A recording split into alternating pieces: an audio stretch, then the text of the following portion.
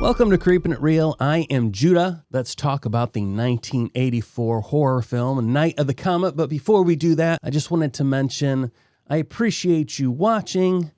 Now, these are just my opinions, just a Midwestern guy telling you what I think about old movies and new movies within the horror genre. And I gotta say, generally, I poop on these movies. That doesn't mean I don't like these movies. I just find it a little fun to just nitpick about things. Now, if I nitpick or poop on a movie that you love, I'm not personally attacking you. I'm not telling you that you are silly or stupid or lack intelligence because you love this movie. I love tons of stupid movies. I've brought up before in the past that I'm a big Godzilla fan, and these movies are all horrible. Now, just to be clear, I do not like Shin Godzilla. I think that movie is dog trash. I hate it. I did not have any fun watching that movie. And there were some stupid things in it that even I just could not get past. I also did not like the Matthew Broderick Godzilla, which has been somewhat retconned and just called Zilla now. Even though the movie still has the Godzilla title, that character is now known as Zilla because it's not actually Godzilla. But that also goes in the category of Godzilla movies that I do not like. And I got to tell you, I'm not a big fan of the legendary Godzilla Kong movies. Those have just gone into a, I don't know, Fast and Furious version of Godzilla that I'm just not into. But anyway, those are horrible movies. And if I say to you, I love these movies, and you're just thinking, man, those movies are stupid. Yes, they are. They're stupid movies, and I like them. I'm not attacking you if I nitpick on a movie that you like. Okay? I'm just telling you the things that stood out to me.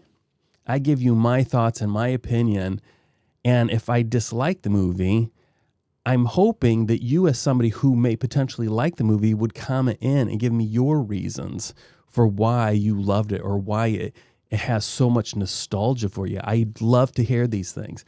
I'm not attacking you. I'm not telling you that you are less of a person, that you have no taste. I'm just simply giving you the feelings and the thoughts that I had while engaging with this movie. And I want to hear your thoughts. This is not a, hey, I posted something on YouTube and I have 125 followers, so I know what I'm talking about. That's not like that. And even if I had 1,000, it's who cares? These are all subjective thoughts.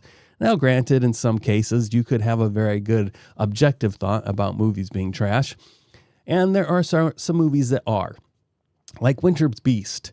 That is objectively a horrible movie, but subjectively, I had so much enjoyment watching that train wreck.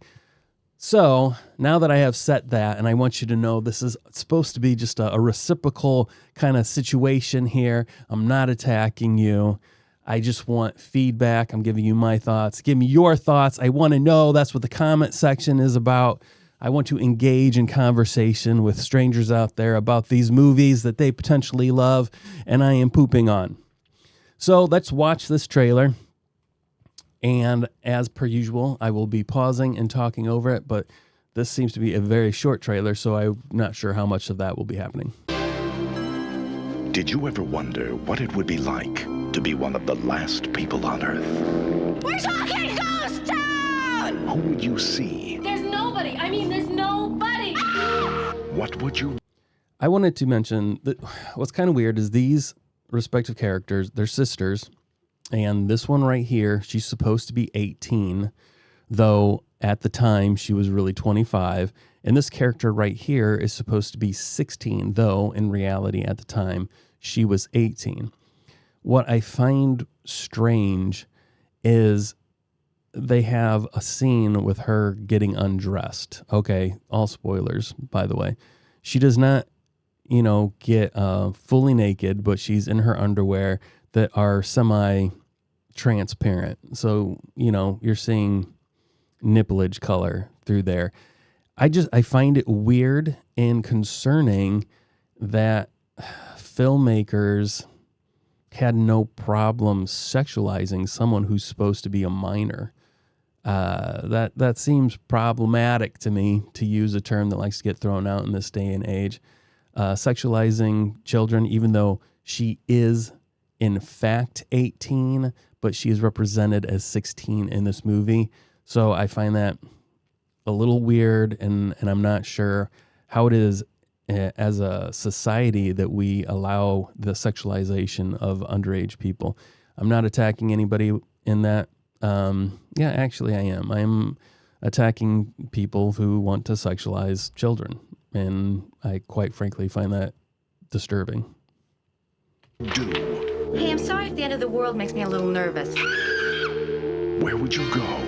The stars are open! Well, get ready to find out, because Now, I'm curious. Now, apparently the director spoke to teenage girls and kind of presented. He didn't say to them, hey, I'm making a movie. He would just, from what I read, I don't know, you know how things go when we retell stories, how we like refine things, make them sound a little bit better, a little bit funnier, a little more exaggerated. But the story is that he would talk to teen girls, and within this conversation, he would kind of be like, hey, so what would you do if you somehow woke up in a scenario where, you were essentially one of very few people left on Earth? What would you do? And so he gained some insight about, some of the things that real teenage girls back in the 80s felt would be important, or things they would take advantage of as being the last people alive. And he would also kind of put some things in as they were talking and be like, yeah, but what about the fact that, there's no one to date anymore, and, lead them into giving more input. And so I think hearing about that, I enjoy that. I'm glad that he tried to do his homework and make this be, I guess, in a way grounded, in real emotion from people. Now, granted, people are talking in hypotheticals, but still, I appreciate the fact that he put the work into that. And so it does kind of make me laugh thinking that talking to teenage girls, and he's like, well, this is it. You're the only ones here. What are you going to do? And they're like, oh, well, heck, we're going to go to the mall and we're going to just try on all these clothes. We're going to be putting on makeup. We're going to be jamming out to music, some Cyndi Lauper in the background. We're just going to be dancing around. And I find that kind of funny. Comet is coming into your orbit. The legal drinking age is now 10, but you will need ID. Let's be real. It's the night of the comet. What do you give me if I come back? Now, this guy was in, you can't see him because my face is in the way. Stupid face. Let me see if I can get rid of me here for a second. Yeah, this guy was in Voyager, Star Trek Voyager. He was, I can't remember his character's name, but I dug him in that show. Not a big Trekkie at all, by any means. The original I liked for its campiness. I really was not into Next Generation. I know a lot of people in my age just love Next Generation, and I saw it. Like, if you were to show me an episode, chances are I probably have seen it, but I wasn't like a big fan. It was kind of just like, well, it's on, I guess I'll watch it. But I did enjoy Voyager, and I never watched it a lot, but I also enjoyed Deep Space Nine. But again, that wasn't something I pursued. But the times that I watched it, I did like it. And it seems like, and I don't run in the crowd of Trekkies, but it seems like Deep Space Nine always has this kind of like, Deep Space Nine. But anyway, and from what I've heard from hardcore fans, that things have gotten pretty bad in the Star Trek world, like downhill big time. Hey, don't shoot the messenger. I'm just saying what I've heard because I don't care. Texas? Night of the Comet. I'll be taking requests from all you teenage Comet zombies. Teenage Comet Zombies was apparently the working title for this movie, and I like that way more, not gonna lie. The night the teenagers ruled the world. Night of the Comet. The burden of civilization is on us. Fiction, isn't it?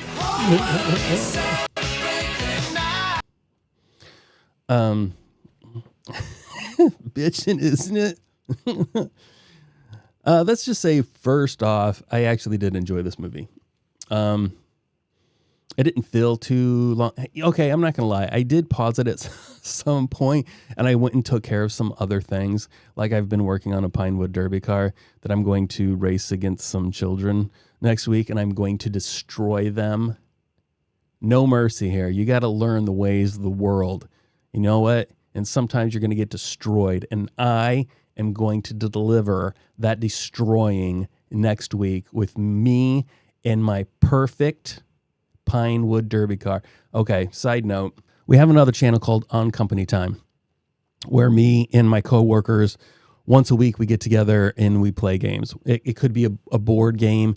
It could be some kind of a food challenge, or we just come up with some kind of weird, challenge that we compete against each other for $500. And this is real, and this is legitimately On Company Time. We all are employed by a certain umbrella. I don't know if I have permission to give this information out.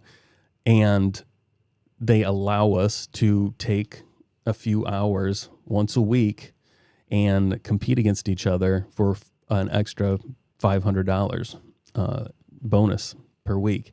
And then we film it and we post it on our YouTube channel called On Company Time. So I had this idea. Somebody mentioned, obviously, we're always trying to come up with things to do. I'm so sorry. I am off track, but I'm going to take the time to do this. You can learn a little bit about me. And if you feel like it, you can leave a comment below telling me your stories about your Pinewood Derby experience. One of the ideas was, let's have Pinewood Derby race here at work. And so we were getting things ready. And behind the scenes, the guys didn't understand this or didn't know that I had actually reached out to the Boy Scouts in our local area, and I invited a few of them to race against us. And when I contacted the Scouts, they're like, oh, we're going to destroy you. And I was like, okay, that's perfect, because I think that'll make good content, us adult men getting destroyed by children. So these Scouts come, and of course the rest of the group are like, what? We got to race against the Scouts? And like, great. Now, I had made a car, to go against my coworkers, and I didn't expect anything of it. I put a lot of effort into the design because I'm a graphic artist, and that was important to me. But I actually came around from a, to quote this movie, a bitchin' car, and I just, oh my gosh, my car was so much faster than everybody's. I felt bad. I was embarrassed. Not for them, but I felt bad at how badly I beat the children because I didn't know how to respond, because it wasn't like hey, that was close, buddy. Good job. It was just like, damn, I just destroyed you. And we played by Scout rules. Like, we didn't have any kind of oils and greases in the axles. We didn't bend the axles. We didn't allow one wheel to be off the ground. All wheels had to touch. We could only have 5 ounces total weight in the car. So we played by the official rules, but I just destroyed them. Anyway, they have invited us to a rematch, which will occur next week. So I have created a new car. I don't know. I may have a repeat of my childhood, which now when I race them, I could get destroyed and just feel like dog crap, or I will dominate these children once again. But as I was making my car, which ties back to this movie, I paused this movie and I went to go put a little clear coat on the car. I went into my basement. My basement floor is not clean at all. It's hideous. And I was spraying it, and I had it sitting on a little block, and I set it down, and it tipped off and it fell, and I had just sprayed it. So it was all, sticky, and it hit the floor. And it had all this dirt on it, and it broke a piece off the car. And I'm like, no! I was able to glue it back together, but it looks a little wonky now. And there's all these dimples in it, and it's dirty, and I can't get the dirt off.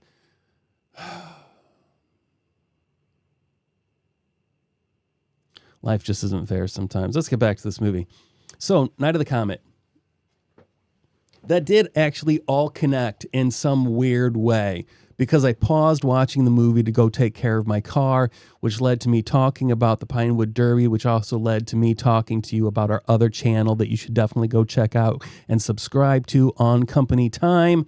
I would greatly appreciate it. Back to this movie. I enjoyed it. I did read that this heavily influenced Josh Whedon and his Buffy the Vampire Slayer character. And I can only somewhat see that. I liked this character in this movie so much more than Buffy. So much more. But I can somewhat see it. And if you look at the description of this movie, I'm about to get washed out here. This camera is not going to adjust well in a second. But let me read if I can find it. Okay, synopsis on IMDb. A comet wipes out most of life on Earth, leaving two valley girls fighting against cannibal zombies and a sinister group of scientists. That's what the synopsis says. Now, when they say valley girls, when you say that to me as a Midwestern, I start hearing like, oh my gosh, and like very superficial kind of, and very obnoxious, very Buffy the Vampire Slayer. These girls, I did not, other than the younger one who's supposed to be 16, she somewhat did, but definitely did not have that valley accent, but she had the cheerleader costume that she was wearing.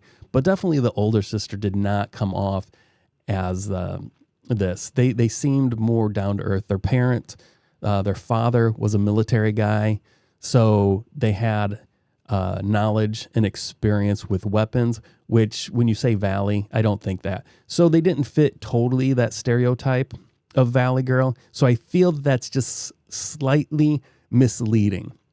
These girls definitely have their own agency. There was a scene. Did I mention all spoilers? There's a scene where the older girl is attacked and she fends the guy off, the zombie guy, but in a believable way. She didn't like kick his ass, but she took action that would definitely slow somebody down. And she got tossed around a little bit herself. So it came across believable, not where, in modern movies, you got these 120-pound women that are throwing, 200-pound men across the room and taking on 10 of them at once. That's some BS right there. But all movies are based on, suspension of disbelief. And I do get that. But I do appreciate when movies are a little more accurate. Unless in your universe you have created it that these women are superhuman and they can, toss 200-pound, 250-pound men across the room when they only weigh 120 pounds themselves. If that's your universe, then that's your universe. But if it's supposed to be grounded, it's not working. Now, this older character, sister, is played by, what is your name? Catherine Mary Stewart. When I started watching this, very close to the beginning of the movie, it has a close-up of a woman's face. She's really intent playing this Tempest game, and based off the way she's playing, you understand that she's very good at it. And at this point, I was like, wait, I recognize this woman from The Last Starfighter, which is the only other movie that I could call out that I've seen her in. And I found that kind of funny that in this Night of the Comet, they have her being like this really good at Tempest. And in the movie The Last Starfighter, the main character, he's a whiz at that Last Starfighter video game. So I thought it was very funny that the two movies that I have seen of her had some kind of connection to somebody being an expert at a video game, which oddly enough, Night of the Comet came out in 1984, and wouldn't you guess it, The Last Starfighter also came out in 1984. She was busy that year. Good for her. Which The Last Starfighter, as a child, a movie, it's one of my, I think a lot of people have, top movies you might have them in different categories. But for me, kind of a comfort or nostalgia watch that I like to watch occasionally is definitely The Last Starfighter. You know, The Goonies is in there. Indiana Jones, the first, Raiders of the Lost Ark and The Last Crusade, for sure. The last two that were made, Crystal Skull and whatever that last Abomination that came out, which I will never watch. Those two I will never watch again. And I was never really a big fan of Temple of Doom, but that has worked its way into my rotation. Anyway, back to this movie. So this comet comes by. It's supposedly the same comet that created the extinction of dinosaurs, flies over, basically kills most people on Earth, turns some of them into zombies, but there are also some who are immune. They somehow, depending on their circumstance, they were in some kind of a steel structure that kept them safe from the effects of this. Well, there was a group of scientists that kind of saw that this was coming, and they made a bunker and kept themselves safe. But apparently, from the storyline, they foolishly left the vents over during this event, and they have all become infected. And they are all slowly going the way of everybody that was instantly vaporized. It is affecting them, turning them into zombies, and they are trying to find a cure. Now, at this point, I would like to say that this movie could almost be called She is Legend, obviously referencing the Will Smith movie, I Am Legend, which was a knockoff of Omega Man and Last Man on Earth, respectively. So this could be, in my opinion, a female version of I Am Legend. Because there are these zombies, these leftovers from this horrific event that occurred. Also, it has a hint of The Last of Us, or potentially Girl with All the Gifts. And let me explain. In both of those, the end scenario is these people are trying to find a cure, and they are throwing out ethics, morality for the sake of the cure for themselves. They are willing to kill someone else to gain this cure. So in this movie, like The Last of Us, we all know, he delivers the girl, and they're like, oh, we're going to kill her so that we can, get this thing and heal ourselves. Also in The Girl with All the Gifts, again, they were keeping these children captive and studying them so that they could obtain a cure. Same thing in this scenario, Night of the Comet. These scientists are kidnapping survivors and draining their blood to make a serum for themselves at the detriment of the people that their blood is being drained. So it's somewhat the same scenario going on here. Everything ends well in this movie, for the most part. I mean, society on a whole has been destroyed. But the heroes, the heroines of the movie, everything is good. The bad people die, and the good people are going to recreate society. Supposedly, that's how we hear it. This movie had a budget of $700,000. Now, from what I hear, the studio was not real positive. They didn't really think it was going to go anywhere.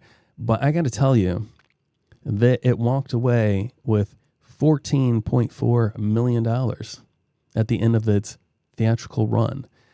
That is good. That is a fantastic return. And you have to think about, this was 1984. Money was worth more back then. We didn't have the government, pooping on its people and printing money left and right. So it was worth more back then. So when you say $14.4 million, that's almost double what the value is now. So that was a good haul back then. So good on them. I found it entertaining, enjoyable for the most part. I loved the absurdity of the 80s neon used everywhere. Whoever did the lighting did a fantastic job. I've seen other 80s, 90s movies that use the neon, but it seemed overpowering. In this, I felt they did it in a almost satirical way. But I know it's not supposed to be because that's what it was like in the 80s. But it felt satirical, but it was done so well and it didn't impact the main characters. They were lit so well. And I am somebody out there might think that I'm full of crap, and that's fine. I would love to hear your opinion. You could be like, oh, the lighting was dog water. Let's hear it, man. Leave a comment. I'd love to hear what you have to say about this. You see this? Okay, it says, I originally saw this movie in the theater and I loved it. I had often fantasized about the end of the world where only myself and a few others had survived. Well, I'm 16 years old now and not quite as misanthropic, but I still got the kick out of watching it again. The other night, sure, the soundtrack was atrocious and some of the acting was subpar. The sheer aplomb that Samantha has carries the film, I thought. Samantha is the Catherine character that also played in The Last Starfighter. Quite a few laughs and a pretty good plot twist or two to keep you guessing, making this an easy movie to enjoy. I would agree with most of this. I didn't mention that at the very beginning when she's playing Tempest, she gets frustrated because she holds all the scoring rank. Her initials are in all the scoring rank, and she's frustrated because somebody came in and took one of her places, the initials DMK, and that really frustrated her. She needed to go back into the game and beat it to remove that guy from the ranking, but that bothered her. That was at the very beginning of the movie. That pays off at the end of the movie. I'll leave that one non-spoiler for you that I will leave. Now, this person here, I saw this and it said, I originally saw this in theater and I loved it. And he said, I'm now 16. So I looked up right here. Do you see this? It said that this was posted in December 13th, 2000. Now, if you take when this was released in 1984, 1984 is exactly 16 years from 2000. So he's trying to tell us, he said, I originally saw this movie in the theater and I loved it. So what? Did you see this movie when you were in the womb of your mother? And that's the other thing. It says, I'm not quite as misanthropic. How much did you hate the world when you were still in your mother's womb? Good grief, man. You didn't even have the burden of life on you yet, and you were hating everybody. That's bad news. Who is this? Okay, says it was Kami TT. Let's see who this person is. Who's obviously a jokester, because there's no way they saw that. If they're 16 in 2000, there's no way they saw this movie in the cinema. No way. Who are you, Kami TT? Let's see if we can read more about you. See your bio is nothing but the lyrics of the song by The Police. Okay. Interesting. And it says it's dedicated to their favorite Canadian. Okay, well, there you go. So this person who saw it when they were, in womb, thought that it held up pretty well. This movie did garner itself, from what I heard, one of the first movies to be rated PG-13. I'm not totally sure I see a reason for it to be a PG-13. Well, no, okay, no, I do, because I definitely can't see it being an R, and I also can't see it, be it the subject matter, I can't see it being a PG, so it does make sense to me now that I talk about it being a PG-13. It was not super gory. If you're a monster fan like I am, this definitely is not going to scratch that itch. The zombie moments are far and few between, and there is really only one interaction with somebody that I would call was a real zombie. The rest of them were what you would almost call more along the lines of people that have been mentally and somewhat physically mutated by the effects of the comet, because they still have some wherewithal about them, and they're still thinking, and they still operate properly. You know, they can use guns and so forth. So saying that there's zombies in it is really pushing it, in my opinion. I wouldn't call them zombies at all. But I guess within the same vein of The Last Man on Earth or Omega Man, they definitely fit within that category of a zombie or vampire. Definitely the real horror here is the scientists that have no concern whatsoever for other living beings. They are only concerned about their own safety. That honestly is the real horror in this movie, is the complete lack of concern for the rest of humanity. Would I recommend this? Only to certain people.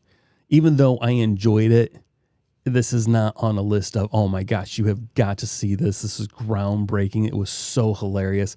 For me, it was entertaining.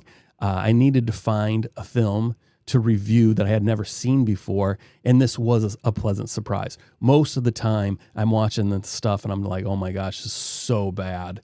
You know, I trying to find something good to say, and I have nothing. This was not fantastic, but it kept me entertained.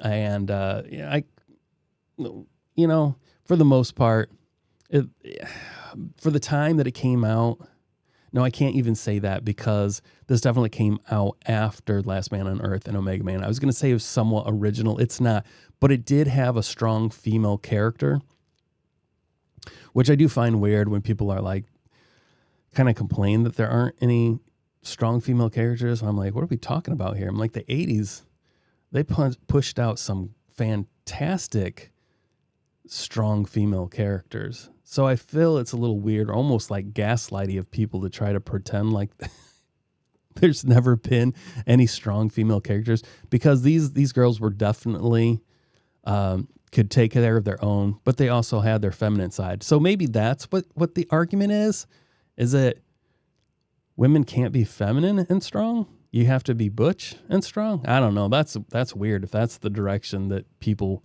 want you to see women in, that's really weird. I would give this probably a 6 out of a 10. It's not something I felt I wasted my time on. I'm not going to run around and tell people to watch it. You could definitely have more fun hanging out with a buddy, eating some pizza and drinking a beer and watching this. As I've said before, I don't drink, so that wouldn't be a plus for me, but I watch it by myself and I enjoyed it. Not much else to say on this. I am Judah. Thanks for watching. Thanks for enduring my little, off-track talk about Pinewood Derby and my other channel on Company Time. If you enjoyed this movie, I'd love to hear your thoughts on it, or if you think that I overpraised it, again, please leave your comments. This is not an attack on anybody. None of my reviews are. I don't take this too serious. I don't want you to take it too serious. It's just supposed to be all in fun. It's supposed to be a way to open up communication between me and whoever else is watching this video. I, again, appreciate the time. If you have watched this, I appreciate you giving me your time. That's amazing, and I couldn't ask for anything more. And I will see you next week as, I spend the weekend scouring through Tubi and YouTube, hoping to find something to watch. Oh, which, by the way, I watched Night of the Comet for free with advertisements on YouTube. If you are interested in watching it, that's where you can find it. Thanks. See you later.